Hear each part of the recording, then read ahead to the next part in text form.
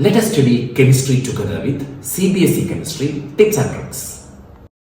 Which of the following unit is useful in relating the concentration of solution with its vapor pressure?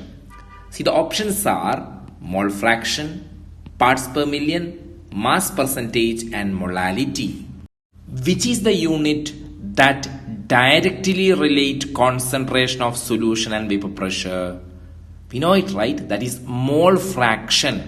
By which equation? Raoult's law, right? According to Raoult's law, PA is equal to PA standard or PA naught chi A, correct?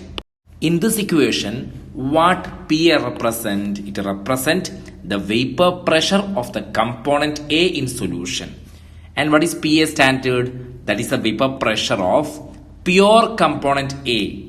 And what about chi A? Chi A is the mole fraction. So it is very clear that from Raoult's law, it is very clear that vapor pressure is directly connected with mole fraction. So what is our answer? Mole fraction.